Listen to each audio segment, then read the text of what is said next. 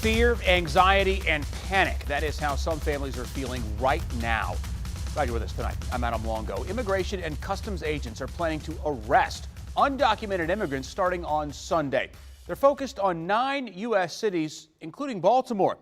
Now, you know how we do things here on the News at 11. No spin, just the facts. So we're going to focus on the people that this impacts.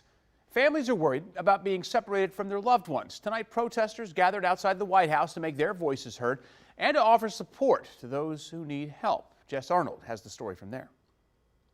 Are we going to fight back?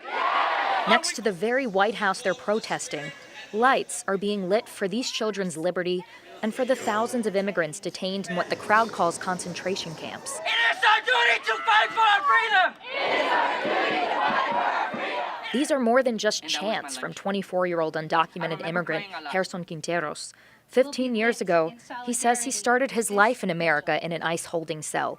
That's why he joined hundreds in D.C. Friday to protest the president's policies, as 700 cities across the world did the same. I immigrated here when I was 9 years old. I was coming here to reunite with my mom. Once across the border, I was detained by immigration. I was put in a white van and taken to the facility.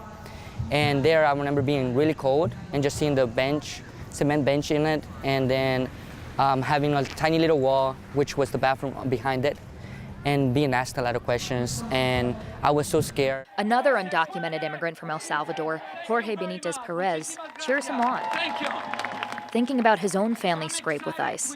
He claims a local police officer turned his mom over to ICE. I was obviously scared, thinking she'd be deported because she had that civil violation, and I didn't know what, because it was up to the ICE agent, whatever he wanted to. CASA, court-appointed special advocates, said they have helped Jorge's mom get a stay of removal until a judge decides if she'll be deported in September. For years, CASA has helped educate the immigrant community on their rights and recently has been working with local law enforcement to make sure they don't help ICE. I feel like scared every day.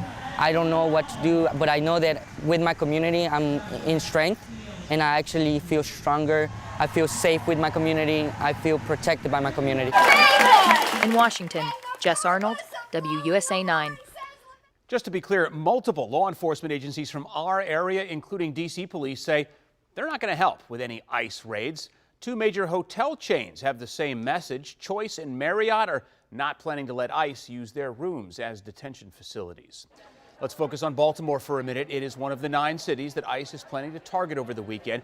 People there also spent the night protesting. Baltimore leaders say they will not help ICE with the raids. One councilwoman said, quote, "It is one Baltimore and we're going to stand together." Police are not going to help arrest anyone who's violating immigration laws. We'll stay on top of this story throughout the weekend. Head over to WUSA9.com and our free app for updates.